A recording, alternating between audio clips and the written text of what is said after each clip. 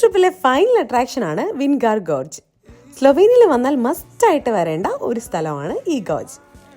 Julian ആൽപ്സിന്റെ ഇടയിലൂടെ ഒഴുകുന്ന റിവറും അതിന്റെ സൈഡിലൂടെ ഉള്ള ഒരു 1.5 കിലോമീറ്റേഴ്സ് വരുന്ന ഒരു ട്രെയിലുമാണ് ഈ വിൻഗാർ ഗോർജിന്റെ സ്പെഷ്യാലിറ്റി. നമ്മളെ ആദ്യം ഒരു പിക്കപ്പ് പോയിന്റിൽ നിന്ന് ഷട്ടിൽ ബസ്സിൽ ഗോർജിന്റെ എൻട്രി വരെ കൊണ്ടുപോകും.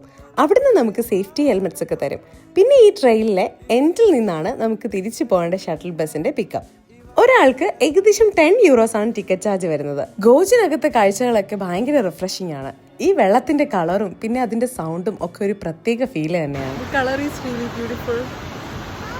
പിന്നെ കുറച്ച് നടന്നു കഴിയുമ്പോൾ ടയർഡായി തുടങ്ങും. ബട്ട് ഇടയ്ക്ക് ഇരുന്ന് റെസ്റ്റ് ചെയ്യാനുള്ള ഓപ്ഷൻസ് അവർ ചെയ്തു വെച്ചിട്ടുണ്ട്. ഞങ്ങൾ ആദ്യമായിട്ടാണ് ഒരു ഗോർജ് വിസിറ്റ് ചെയ്യുന്നത്. സോ ഞങ്ങൾക്കിതൊരു പുതിയ എക്സ്പീരിയൻസ് ആയിരുന്നു. പല ലെവൽസിൽ കിടക്കുന്ന 1.5 കിലോമീറ്റേഴ്സ് ഉള്ള ഈ ട്രെയിൽ കംപ്ലീറ്റ് ചെയ്യുന്നത് ഒരു അഡ്വഞ്ചറസ് ആക്ടിവിറ്റി തന്നെയാണ്.